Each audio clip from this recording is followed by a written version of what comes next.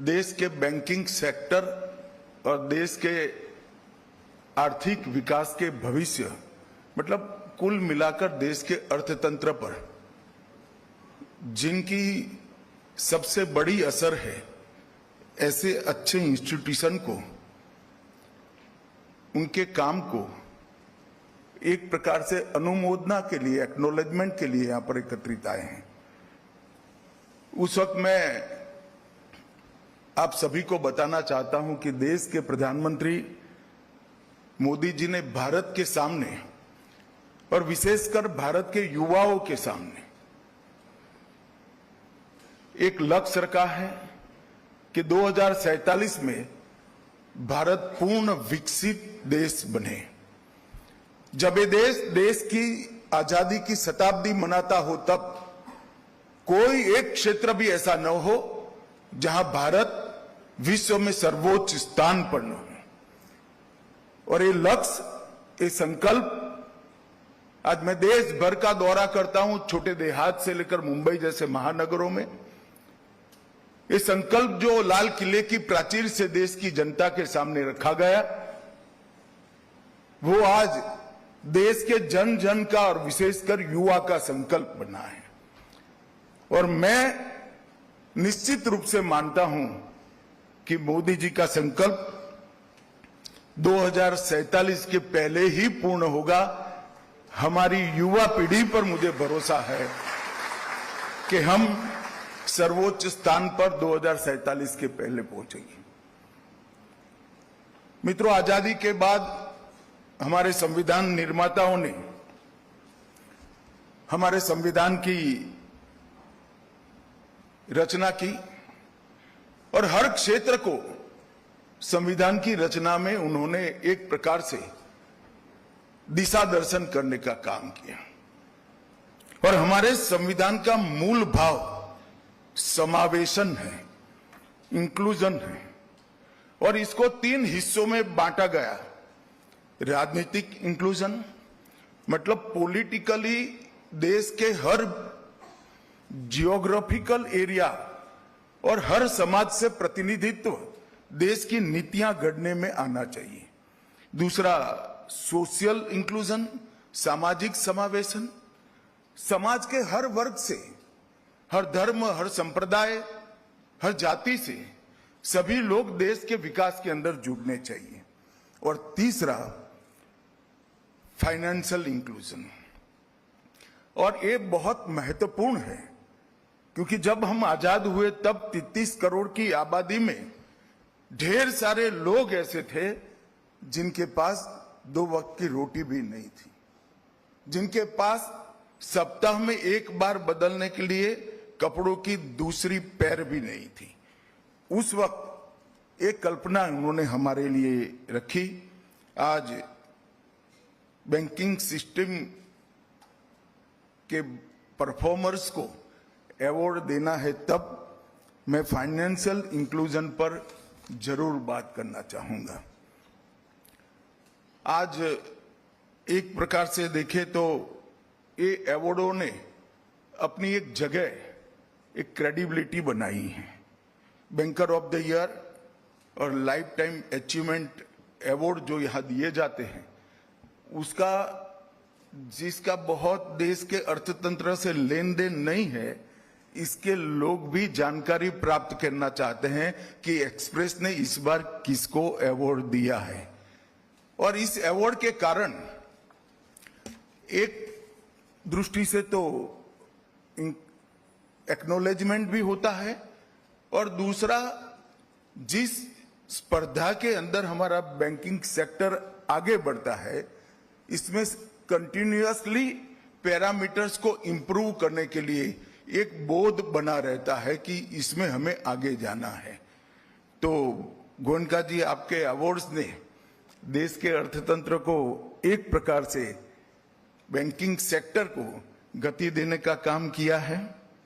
और आज हम सब जानते हैं कि पूरी दुनिया मानती है कि हमारा अर्थतंत्र, हमारी इकोनॉमी ढेर सारे कंफ्यूजन के बीच में दुनिया के लिए एक ब्राइट स्पॉट के रूप में उभर कर आई है।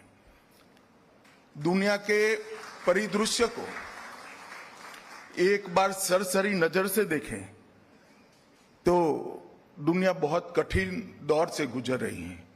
लोकतंत्र, लोकतांत्रिक व्यवस्थाओं और सिद्धांतों पर कई जगह पे लोगों का विश्वास डिग गया है।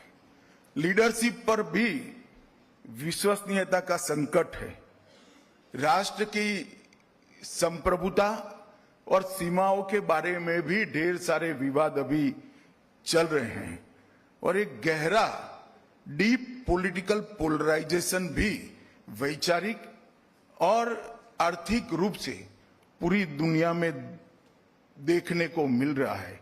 और उस वक्त भारत की इकोनॉमी का, भारत के अर्थतंत्र का एक वाइब्रेंट स्पॉट के रूप में, एक ब्राइट स्पॉट के रूप में उभर कर आना हम सब के लिए बहुत गौरव का विषय है और ये हम सब की शक्ति को दिखाता है।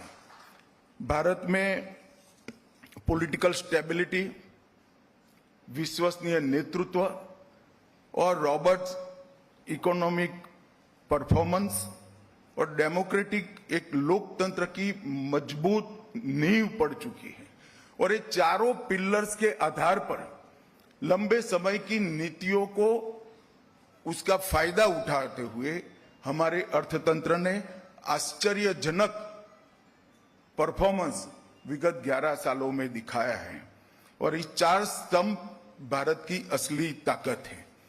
मित्रों, मैं थोड़ा कंपैरेटिव भी बात करना चाहूंगा। आज कई विकसित देश 1 से 2% की विकास दर के साथ आगे बढ़ रहे हैं और भारत ने अपनी 7 से 8% की विकास दर को बरकरार रखा है। ये बहुत बड़ी बात है। ढेर सारे सवाल आपके मन में फ्यूचर के लिए होंगे, मगर सभी आशंकाओं के बीच में हमने एफडीआई का 14% इंक्रीज बरकरार रखा है। ये हम सब ने भूलना नहीं चाहिए। पूरी दुनिया को विकसित देश और विकासशील देश, डेवलप कंट्री और डेवलपिंग कंट्री, ऐसे दो खेमों में बांट दे। जो विकसित राष्ट्र है, जो डेवलप कंट्री है, वो ठहराव का सामना कर रहे हैं और डेवलपिंग कंट्री है वो कर्ज से जूझ रहे हैं। भारत एकमात्र ऐसा देश है जो structural reforms, process reforms, digital governance, welfare scheme का 100% इम्प्लीमेंटेशन, इसके आधार पर अपनी ग्रोथ स्टोरी को बरकरार रखा है और पूरी दुनिया के विश्लेषक, इकोनॉमी का विश्लेषण करने वाले लोग बहुत मन से नहीं परंतु आंकड़ों के आधार पर हमारी ग्रोथ स्टोरी को एक्नोलेज करने के लिए मजबूर भी हो गए हैं और एक्नोलेज भी करते हैं। आज भारत की अर्थव्यवस्था पर निवेशकों का अटूट भरोसा है, उपभोक्ताओं में ऊर्जा है और समावेशी विकास का स्पष्ट प्रतिबिंब दिखाई पड़ता है। और ये भरोसे और विकास का, विश्वास का जो वातावरण है, ये सिर्फ मुंबई की दलाल स्ट्रीट तक सीमित नहीं रहा है। आज दलाल स्ट्रीट छोटे से छोटे गांव में एक्सपांड कर गई है और वहां से भी डीमेट अकाउंट खोलकर देश की इकोनॉमी में हमारे नागरिक अपनी बचत को भेज रहे हैं। मित्रों, आज बैंकिंग सेक्टर का कार्यक्रम है। हम सब जानते हैं 2014 में हमारे बैंकिंग सेक्टर की क्या स्थिति थी। सिर्फ मैं बहुत ज्यादा बात नहीं करना चाहता क्योंकि गोयनका जी का कार्यक्रम पॉलिटिकल हो जाएगा, मगर बैंकिंग सेक्टर का एनालिसिस करना है तो कंपैरेटिव ही करना पड़ेगा। इसलिए मैं 14 के पहले और 14 के बाद दो तरह से एनालिसिस करना चाहूंगा। एक पॉलिटिकल सटायर है कि फोन बैंकिंग केवल भारत में चला करती थी यूपीए के समय में, और फोन बैंकिंग से मतलब फोन पर से बैंकिंग नहीं, फोन से बैंक के लोन देने की सूचनाएं हैं। और हम सब ने इसको बहुत एक प्रकार से सरलता से इसको स्वीकार कर लिया था। हम भी इसको स्वीकृत कर कर चलते थे, मगर 2014 में परिवर्तन आया। 2008 से 14 में 52 लाख करोड़ के लोन्स दिए गए, और इतने ज्यादा लोन देना, इकोनॉमी के बहुत सारे एक्सपर्ट्स यहां बैठे हैं, ज्यादा लोन देने से क्या होता है वो आप सब जानते हैं। और इसके कारण बैड लोन की बहुत बड़ी समस्या इस देश के बैंकों ने अनुभव की। रिकॉर्ड रखने में लापरवाही, पारदर्शिता की कमी और भ्रष्टाचार, ये तीनों ने अपने बैंकिंग सेक्टर को ग्रसित कर लिया था। और उस वक्त हमने बैंकिंग के अंदर मोदी जी ने रिफॉर्म करने की शुरुआत की। फोन बैंकिंग तो खैर बंदी हो गया, परंतु पहली बार आजादी के बाद जो हमारे संविधान का मैंडेट था वित्तीय समावेशन का, फाइनेंशियल इंक्लूजन का, आपको आश्चर्य लगेगा कि इस देश के 60 करोड़ लोग ऐसे थे जिनके पूरे परिवार में एक भी बैंक अकाउंट नहीं था, एक भी बैंक अकाउंट नहीं था। और हमारे संविधान का मूल आधार फाइनेंशियल इंक्लूजन था। ये 10 साल में 53 करोड़ बैंक अकाउंट खोलकर गरीब से गरीब व्यक्ति को बैंक के साथ जोड़ने का था।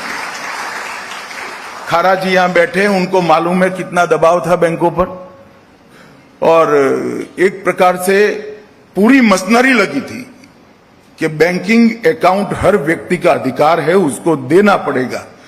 बहुत सारी टिप्पणियां भी होती थी, बैलेंस कहां से आएगा, इस प्रकार के बैंकिंग अकाउंट बैंक पर बोझ बन जाएंगे।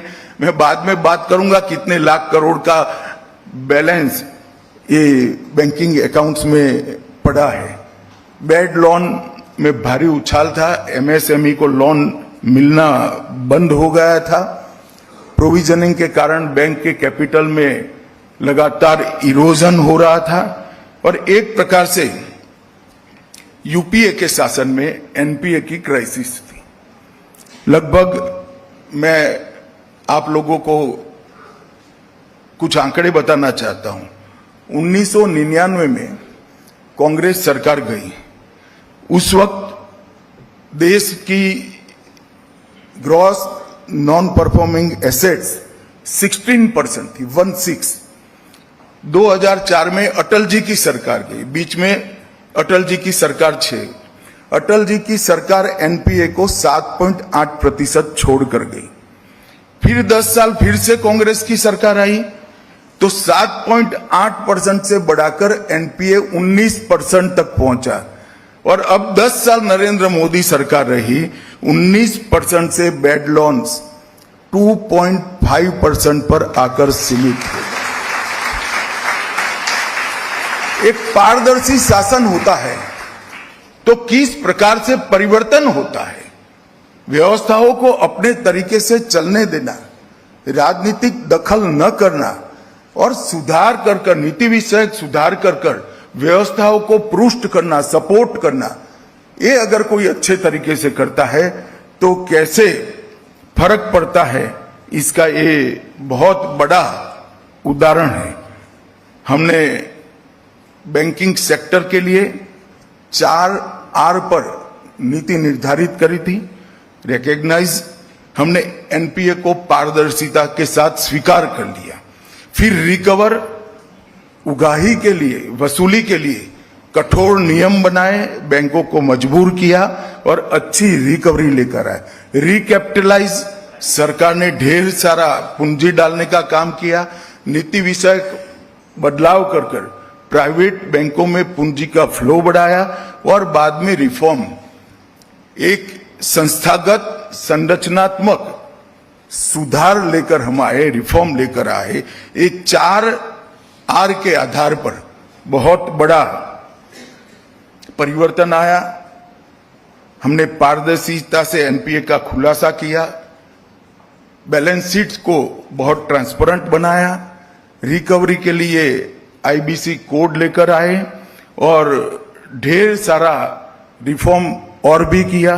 लगभग 3.10 लाख करोड़ कैपिटल मिशन इंद्रधनुष के माध्यम से हमने बैंकों में डाली और बैंक बोर्ड ब्यूरो वरिष्ठ पदों पर की नियुक्ति तय करने के लिए निगरानी और मंजूरी की भूमिकाओं को हमने अलग कर दिया। ढेर सारे रिफॉर्म किए। मुझे तो मालूम है इतने कम समय में, गोयनका जी ने मुझे 20 मिनट दिया है तो इतने कम समय में ज्यादा नहीं बता सकता, मगर ढेर सारे रिफॉर्म्स किए। मैं इसलिए ये बता रहा हूं कि जब हम आंकड़े देखते हैं तो खुश होते हैं, आंकड़े देखते हैं तो हमारा उत्साह बढ़ता है, मगर आंकड़े ऐसे क्यों बने, इसके पीछे हमारा ध्यान बहुत कम होता है।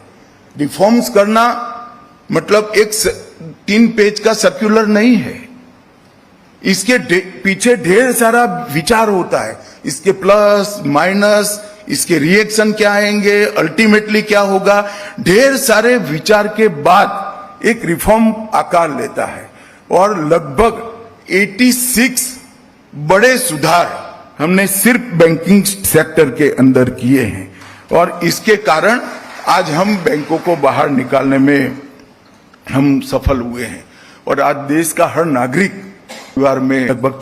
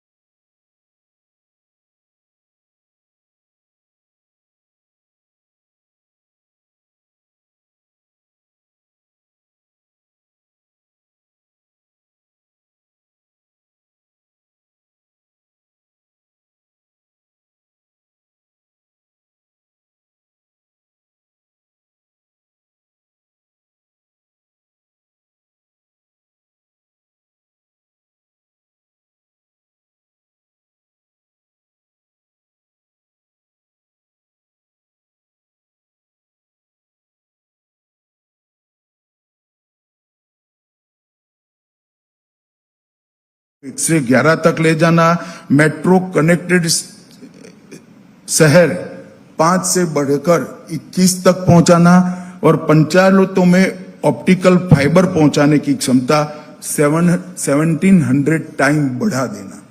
इंफ्रास्ट्रक्चर के लिए इतना बड़ा हमने बदलाव इस देश के अंदर किया है, जिसका निश्चित रूप से फायदा हमारे बैंकिंग सेक्टर को भी हुआ है और इकोनॉमी को भी हुआ है। मेक इन इंडिया, इसके माध्यम से हमने ढेर सारे नीतिगत बदलाव कर कर भारत को विश्व का उत्पादन का हब बनाने में हमने सफलता प्राप्त की है। एक्सपोर्ट हमारे बढ़ रहे हैं।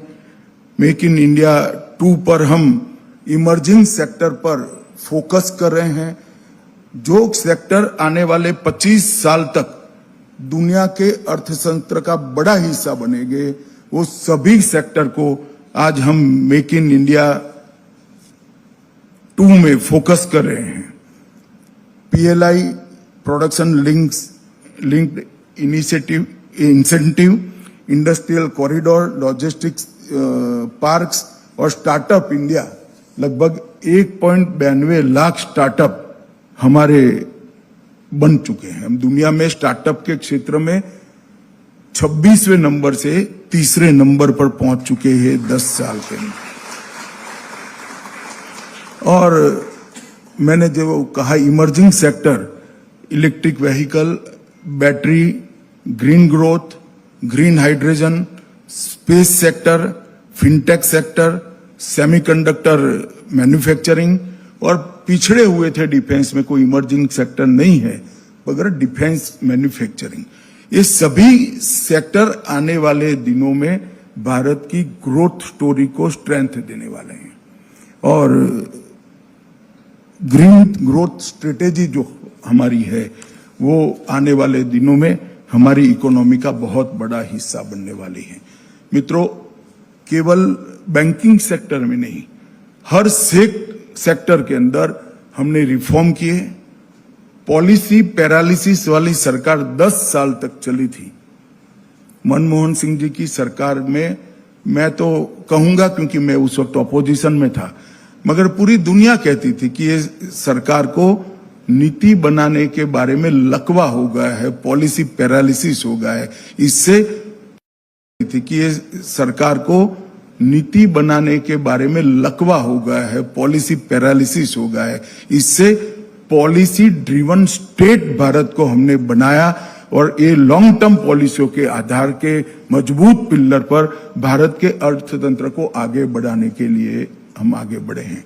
मैं आज यहां आया हूं तब बैंकिंग सेक्टर को भी कहना चाहता हूं, आप ग्रोथ का प्लानिंग मत करिए।